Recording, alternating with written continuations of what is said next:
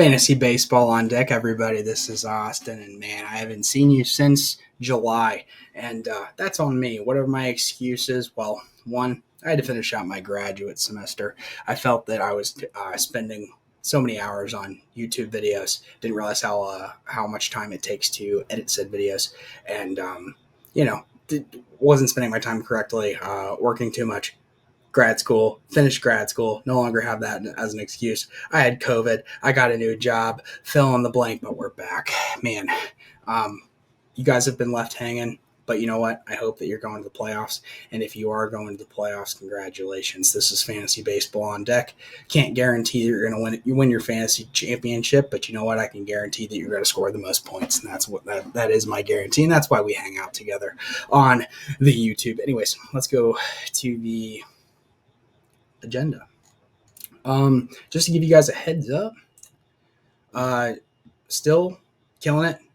Points for my goal in both leagues is to lead the entire league in points, obviously, but also beat everyone by over 1,000 points is kind of my goal. This is, again, the kind of a little bit of a weird league where all of the points are doubled. But overall, only 12 teams in the league. The roster is a little smaller. Regardless, try to lead by over 1,000 and managed to just about do it. We'll see how the last couple of days go of the regular season. But anyways, we go through some playoff scenarios in this, given this, and this is your last week. So I'm going to run over whether you are the number one seed and you are like at a bye, or whether you're the number one seed, you're in the playoffs, you're locked in, but you don't know what seed you're going to be, or if you're on the cusp and or out of the playoffs and you're trying to, get into the playoffs. And go through all of these playoff scenarios and how you can best set yourself up for success in the last week of the season. So first, you always want to make sure that you know what the tiebreakers are and who you're directly competing against. So you want to go over to your playoff bracket setup. And first, I'm going to go over the what ifs if you have a bye setup. So in this league, there's like 14 or 12 people. There's 6 teams that make the playoffs, but 2 of them get automatic buys. There's 1 week per round, so it's kind of hectic. But that, you'd play this one differently compared to, say, a league that you play a team for 2 weeks. So let's get into that. And then, let's let's get into that one. So going over here. So let's go over the situation. This is my team. Obviously, I've done very, very well for a lot of reasons, but let's just focus on the last week of the season. Right now, I am winning my final week. I am the first seed by a lot. There's not really much I need to do. I have a hefty lead. I'm doing well. I'm expected to get at a first round bye. There's not much for me to do. You're doing almost nothing except for a couple different things. What's going to happen around the rest of your league is that all of the people that are competing against each other for those final 2 playoff spots. Now, in this league, it's not a super good example because everyone is 100% locked in. But say if there was a pretty heavy competition between 6, 7, 8, and 9 to get that those final couple playoff spots, you will see players get dropped left and right. So you're not really doing much, but you are holding on to your waiver claim specifically for opportunities like this. So a couple days ago, and maybe it's better if I just go to my team, but essentially a player or one of the people in our league was trying to, he's finding his way back into the playoffs. He dropped Lance Lynn. Lance Lynn should never be dropped, but out of desperation, he was available. My team just got better. I held on to my waiver claim all season long for a super quality top 40 player, and here he is. So I'm going into the playoffs even stronger than before. So you want to wait for drops. People are going to get desperate. This is if you are at the very top, so you don't really need to do anything else before going to the playoffs. Next, you sort of want to make sure that, not sort of, you want to make sure that all of your picks or all of your players are super quality. You want to stay away from single player ads, probable pitchers of the day. Really make sure that you have a really strong roster going into the bye week, but also leading up to the second week where you're actually playing. So you make sure the quality over quantity as always. And if you have a roster restriction per week of players that you can add, you want to make sure that you are padding and loading up your IL spots as much as you can. So these are freebie spots. For me in this league, I'm limited to how many starting pitchers I can have and how many primary relieving pitchers I can have. So though Mitch White is not anything use of me, I'm really waiting for Michael Kopech to come back. But also, if you really think, make sure that you think about the weekly starting pitcher limits.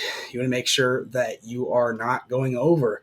So it's really good to have a healthy balance between starting pitchers and relief pitchers just to make sure that you have flexibility at the end of the week. And why I have added Tanner Houck, Shane Baz, and Tyler Glass now is that Tanner Houck was the closer for the Boston Red Sox before he went out. He has starting pitcher eligibility, and he's a closer. So up here with these roster restrictions, you can put him into a starting pitcher slot, leave him there, forget about him. He's going to gain points for you passively without using your starting pitching limits. And let me actually show you what that means if you don't understand what I'm talking about. So if you go to your starting pitcher limits per week, games started, we're allowed to have 10 games started per. So right now I'm at 6. You always want to make sure that you are going up to your max -1 by the Saturday. And at that point, you can, have as many pitchers as you want go on Sunday. But the second that you go over and max out your starting pitchers, throughout the week, then you don't get any points for pitchers the rest of the week. It's kind of a handicap. So what's nice and kind of why I mentioned having Tyler Glass now and Shane Baz, they're meant to be brought back as bullpen guys, and they're super, I don't have to tell you that they're super quality players, but they're going to have opportunities to have multiple innings out of the bullpen, meaning that, the third, fourth inning comes around, they're getting brought into the game. If they go 2 or 3 innings, they're going to have the opportunity to earn the win. If they do have the lead, it's a playoff team. They're going to get the bonus points. They're going to have a bunch of strikeouts, but they're not going to count against you in those pitchers, those starting pitchers used figure, because they're coming out of the bullpen, and you can slot them into your starting pitcher slot. So again, fill up your IL spots with people that are necessary. The only other person I could think of that maybe you want to put in there is Luis Severino is coming back for the Yankees, and he's always pretty quality when he's out, or when he's playing, meaning out on the mound. But yeah, make sure that your players are where they belong accordingly. And so that's for if you are, man, this is going slow. I'm sorry. Play at 2.0 speed. If you are in the playoffs, but you're competing, similar story. There's not really much for you to do. Obviously, you don't want to play like the number 1 seed leading off, or maybe you do. Everybody's kind of staggered. Some people get hurt at the very end. Some people get healthy at the very end. You shouldn't fear anyone technically, but just make sure that you're, again, prioritizing quality over quantity, going low risk, high reward instead of any amount of risk, because negative points are only going to drop your seeding, and it can even knock you out of the playoffs depending on what the tiebreaker is. Sometimes the tiebreaker isn't points, it's head-to-head matchups, which is kind of you forget who you've played and how many times you've played them throughout the year. So just make sure, again, you're playing your quality players. Don't spot add pitchers. It's only risky. If you are not in yet, or you're right on the cusp, slow play it. You're not necessarily in trouble yet, but you want to know what your situation is now that it's Thursday. And now you'll be seeing this as Friday. Friday, we have 3 days left. You can figure out how many pitchers do I have left. So I'm going to go up to the schedule.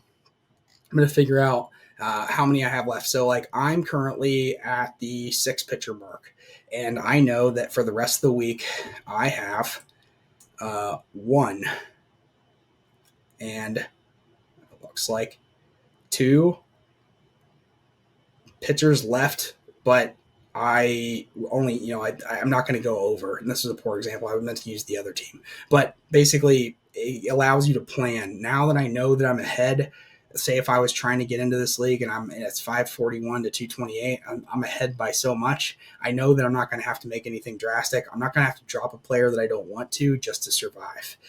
But, if you are one of those drastic players, or those teams that are just trying to get in, you might have to end up dropping someone that you didn't really want to drop at the very end of the week. Use your ads accordingly. Load up on that at the end of the week to figure out, what's what's feasible, what's not. Hopefully that made sense. But maybe once we go over it again, you'll see it for a second time. Maybe it'll make more sense. So we'll go over to the second league, and in this league, like I said before, this is my other more traditional points. So 1 point for a single, 2 points for a double, a lot less scoring. But again, my goal was to score over 1,000, more than everyone else in the league and be number 1 in points. And I just about did it. It's a lot harder to do it in this league because there's less scoring, but I did it about by 800 points. We'll see how the rest of the week goes. I'm having a strong week. Maybe I can pull it out, but being really, really successful in this league too. And again, looking back on things, making sure that you have really quality bats across the board, but really the way that you minimize risk in fantasy baseball is not drafting pitching super high, but drafting pitching where they belong, sort of thing. So if I go over to innings pitched here, I have a crap ton more innings pitched than anyone else. 150 innings pitch more than anyone else. My strikeouts, I have over 100 strikeouts more than anyone else in the entire league. Wins, saves, fill in the blank. So because though my bats obviously are also really productive, second runs, first in RBIs, the bats most important stat is total bases. A player cannot account, and they can't rely on someone hitting them in to earn a run, and they can't necessarily rely on a player to already be in scoring position to earn an RBI. The only thing that we can really predict and make sure that we're looking at the independent stats, we're making sure that we're going after total bases. That's the best stat. I'm making the most of my at-bats across the league because though I'm not leading in runs, this person specifically here has had more opportunities with his players on base for someone to hit them in, whereas I've had the second most, and I can't control that. Got a bit on a tangent there. Just wanted to make sure that you guys know that I'm succeeding in both leagues, and that if you're taking advice from me, you're taking it from someone who's kind of obsessed with this thing. So let's go on to the second situation in playoff strategy. Again, this is the last week of the regular season going into the playoffs, and this is a no-buy 2 weeks. This is pretty standard. No-buy 2 weeks playoff schedule. So 4 teams make the playoffs of the total 12, 10 or 12, however many are in this league, and there's 2 weeks per. So this is a very good example, again, of playing it slow. Because I have, let's check to see how many innings or starting pitchers I get per week. So I get 12 pitchers per week, 24 for the entire playoff. So what's really important to me is making sure, again, that I don't necessarily need to win this week. I'm having a good week, but making sure really that I'm scanning the recent activity to see who's being added and dropped by the players who are fighting to get in, because by the end of this week, there will be some really, really solid players hitting the market only because, people have to drop stuff to get stuff on a short-term basis. So what I'm doing in this league, again, I'm playing it slow. Nothing really much to do because I am in first place, and I have the number 1 seed locked up. So at this point, again, making sure that I have quality players at every position, holding on to my waiver claim because someone just even last week in desperation, dropped Jose Barrios. And he's not a player that should ever be on the market, 92% owned. Has had a down year, but overall, a really good history throughout his career and on a playoff team. He's going to be left in for 100 innings pitched every game. Fill in the blank. So just like Lance Lynn, people get desperate, they're going to drop stuff. If you are in the middle, again, in a 2 week, in a 2 week playoff format, this is a situation where you probably want to look around and kind of figure out who is where in the seedings. So if I look at the standings like before, let me go back to my first league. If I go to the league standings and say that this league allowed for 8 players to make the playoffs, this player, the 8 and the 7 seeds were the second or the third and fourth highest scorers in the league. If I go over to this one, the 4th, 5th, and 6th players are like ranked players are the second, third, and fourth highest scorers in the league. They've just had bad luck. They've played people on the wrong weeks when they've kind of exploded, but consistently these have been the best teams. So, if you're right in the middle and you're playing your ass off just to get to a higher seed to then play, maybe the number 4 or this number 5 or number 6, then that maybe might not be super smart. If you lose on purpose, maybe it'd be more advantageous of you to play the 2 seed as a lower seed, because overall throughout the year, he scored 1,000 points less than me. So he's gotten lucky. He's played people on their down weeks, and he is the number 2 seed by a long shot. He's got 12. He's 12-7 compared to the other teams that are all kind of stuck at this 10-9 number.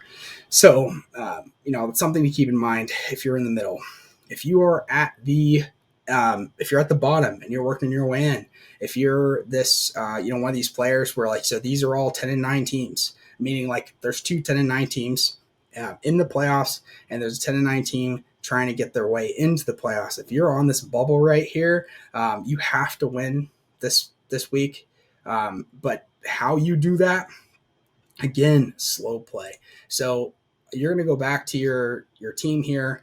You're going to ensure that all of your guys are playing. Your batters have to play every day. If they're not everyday players, then you're shooting yourself in the foot. Your pitchers, you need to make sure that, say, if you have a pitcher that goes pitches on a Tuesday or a Wednesday and they're done for the week, and there's someone that you don't necessarily plan on keeping, the only player on my roster here that maybe I wouldn't plan on keeping. All of my starting pitchers are really good. It's hard to say something like that. But regardless, if there's a player that you weren't super in love with when they pitch on Tuesday or Wednesday and they're not projected to be a Sunday pitcher for that week, you want to, in the playoffs at least, you want to make sure that they're being replaced by relief pitchers. But if it's a 2-week league, again, like this one, you want to just slow play it. Make sure your players are super quality. Avoid the probable pitcher starts. That's not a super good use of your time. Make sure that you avoid the ads, and again, make sure that your IL is padded. Make sure that your IL is full. It's just extra bombs coming in throughout the playoffs to sort of help you, and in case you incur more injuries of your own, maybe you have someone to fill. It's just free space. You might as well use it. So if I go to, talk specifically about making sure that your pitching ads are very quality, you don't want to add pitchers every day. First off, you're going to run out of pitchers. You're going to max out, and you're going to lose a bunch of points because it's a 2-week league. You get 24 starts, but if you have all starting pitchers, not a ton of relief pitchers, and then you're adding on top of that, that adds up really quick. And all those Sunday pitchers that you don't usually accumulate do accumulate. So you're really getting a full week plus 6 days. So there's less opportunity to cheat the system than normal. But if you need to add a pitcher, this is sort of a really good example. So if I was going to look at the available pitchers for tomorrow, meaning Friday, if I went to season total, For the available guys, it shows Zach Davies, Kyle Freeland, Dan Kramer. You never want to look at the total for the year because that's not a good representation of what people are doing now. Pitchers are so finicky. You want to make sure that you're getting them in their hot space, but you also want to make sure that you have enough innings in your denominator to ensure that you are getting a good sample size. So you always want to do is go, at least for pitchers, go for the last 30 days, takes the last month. They're going to have a significant amount of starts, innings pitched to sort of compare against and really figure out who's succeeding and who's not. So if, now that we've flipped this around, now, we will click on the average, and it shows that Dean Kremer has been overall the best pitcher of the available guys tomorrow. But say that he's gone. But let's look into his stats. He is 83 innings pitched, not as many strikeouts that we'd like to see. His ERA is down, but overall super quality. He's in for a lot of innings. He's not getting he's not getting yanked after the fifth inning. He's constantly he's going into the sixth, the seventh pretty often. So this is someone that we can trust. I would be confident in starting someone like Dean Kremer against the Oakland Athletics, who are selling out. They're not scoring a ton of runs compared to maybe some of the other guys. So let's look at Zach. Please, Zach. It's a pretty well-known name at this point, 45% owned. Let's look at Zach. So over the last couple starts, it's like you look into his stats and you see okay, positive 23 points, -6, 19, -8, -2. Netting out for the last month. This is not a super awesome quality player. It's only 28 points in the positive over the last entire month of 23 innings pitched plus, and he's playing a team that's directly competing with them for playoff spots. That's just not an awesome play in comparison to Dean Kremer, but Zach Plesac would be ahead of him if you just looked at the overall total stats for the season. And again, another guy that's kind of popular on the waiver market right now is JP Sears. But the thing with JP Sears is that his strikeout rate is so low, 28 innings pitched, 11 strikeouts, so about half of a strikeout per inning pitched. He is essentially very dependent on wins, and if he gets any runs, if he incurred against him whatsoever, and maybe even a loss, it's going to lead to negative points, which sucks, but that's just the way that it is. So let's look at he's had these positive pitching performances, 12 points, 15 points, 14 points, which are pretty considerable. He got wins during 2 of them. But let's look at this last negative point outing. He had 6 innings pitched, not bad. 8 hits, more than you'd like to see. He had 3 runs. So if you look overall, just the box score, 6 innings pitched, 3 earned runs, that's not that bad. But then the thing that sucks is that there was no strikeouts to really make up for some of those hits and the errors. And he incurred a loss. Only 3 innings pitched. He doesn't have a lot of run support. Ended up being a negative 2 point day, just because he doesn't get any strikeouts, didn't have the run support, ended up being a negative point. And using your super valuable starting pitching slots for guys that are not are super win dependent and need to not give up any runs to get any positive points. It's too risky. It's not really, the juice isn't worth the squeeze. So just an example of being really, really careful about who you add, because any sort of negative outing is detrimental. So again, if you're not in the playoffs, you absolutely have to be more risky, but wait until the end of the week to get into the playoffs. And then again, you start the playoffs, once you're in the playoffs, it's risky. It's the Wild West. You do whatever you can. But again, if you are going to add players, or you're trying to forecast to see who are the Sunday pitchers to make the most out of that situation, don't necessarily trust ESPN all the time. They'll project people just to project people, even though they're not posted as the projected starters. So make sure that you're actually going to the MLB website for Sunday. Most websites have Cole Irvin as the to be determined starter, and I think he's going to be the to be determined starter, even for the Athletics. But if it's not posted on MLB, then it's not truth sort of thing. So again, like make sure that you're checking this as your credible resource to make sure that you're picking up players that are actually going to play on the days that you think they're going to play. And best of luck to you. And if you are just here for the fantasy baseball stuff, I really thank you. Appreciate your time. And next, I'm going to sort of forecast and preview a little bit of a NFL advice show, sort of like I've done for fantasy baseball all year, and it's really similar concepts.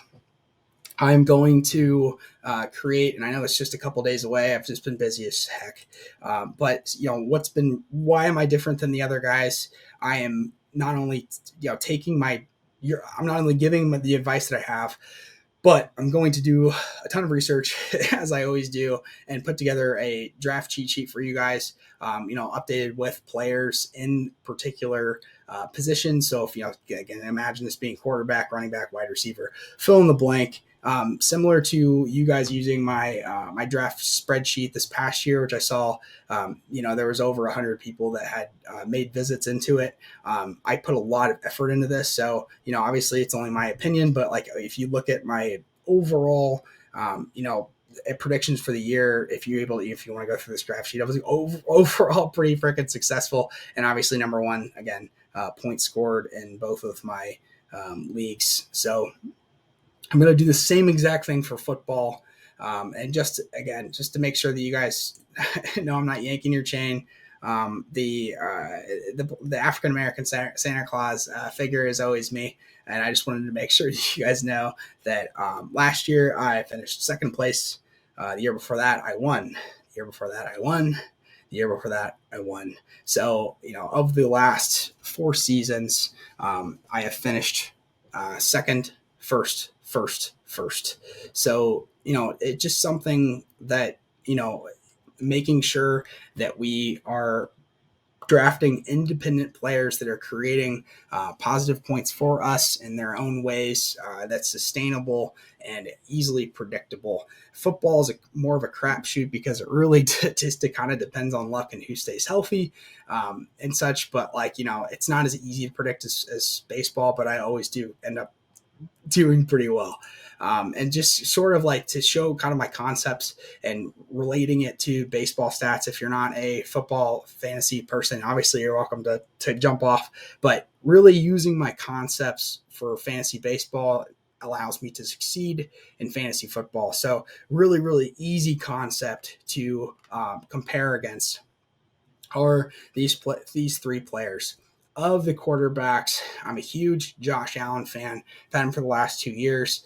He's led me to a championship and then a second place finish. And why does he do that? It's because he is a truly independent player who is always looking to maximize his opportunities, meaning, he really understands the concepts of staying in the pocket and launching the ball downfield. He's not afraid to make mistakes, but also he has the capability of owning more of the market share of ball carries, balls thrown. How many of the offensive downs is your player truly attributed to them? So let's compare against these 2 people. There is only 6 points for the entire season, 6 points that separated Tom Brady and Josh Allen. For whatever reason, Tom Brady didn't win the MVP. He had better stats. I think this is his best career he had last year. He had almost 1,000 yards more in passing. And he obviously for 7 more touchdowns than Josh Allen, yet they're separated by only 6 points. Essentially, moving forward and kind of like wrapping your head around this, Tom Brady has to be absolutely perfect to beat Josh Allen, only because Josh Allen scored essentially 76 points compared to Tom Brady's 8 points. In this other category, let's ignore touchdowns, even like there was a 4-point difference between, or 4 touchdown difference, which again is, that's valuable points. That's another 24 points. But if you're looking at Tom Brady has to either throw 20 yards or 25 yards per point, same as Josh Allen. But Josh Allen never has to be perfect because he's at this ratio. He's always kicking Tom Brady's ass in both regards. Tom Brady has to be absolutely perfect and is one-dimensional through the passing, through as a passer. And though he finishes the number one quarterback, obviously he was the best. This is kind of like showing the difference between an independent player and a dependent player. Josh Allen is more independent than Tom Brady because he is able to score points in two different facets, both through throwing and also through running. But he's not a run-first quarterback, meaning he's smart enough, he's experienced enough to run through his progressions. But at the end of the day, if the pocket breaks down, he's able to escape and create net positive points for you over and over and over again, compared to Tom Brady or Derek Carr. And similarly, and the kind of the same point with Derek Carr. Derek Carr very likely could lead the league in passing this year. Last year, he was in the top 5 in passing. I thought 1, 2, 3, 4, 5. He's 5th overall in passing, but didn't score all of the points. He's down this direction because he's absolutely dependent on passing. And they don't have the ability to necessarily run the ball a ton regardless. He's just one-dimensional. Derek Carr has to essentially throw 3+ touchdowns compared to what Josh Allen is producing in a game, just because Josh Allen has these extra 6 points just coming from his rushing yards per game. So again, using the similar concepts, what's a dependent player, what's an independent player, how do you tell the difference? Similar to like how we use fantasy baseball stats with bats, total bases, with pitchers, innings pitched to strikeout ratios, getting your bonuses where you can for the same amount of effort. And the page, I really appreciate the 109 people that are following me so far. I got all of that with you in one month, just about. Really appreciate the support, and I'm just going to end the video. Thank you for your time if you're still watching, and I'll look forward to talking to you guys soon.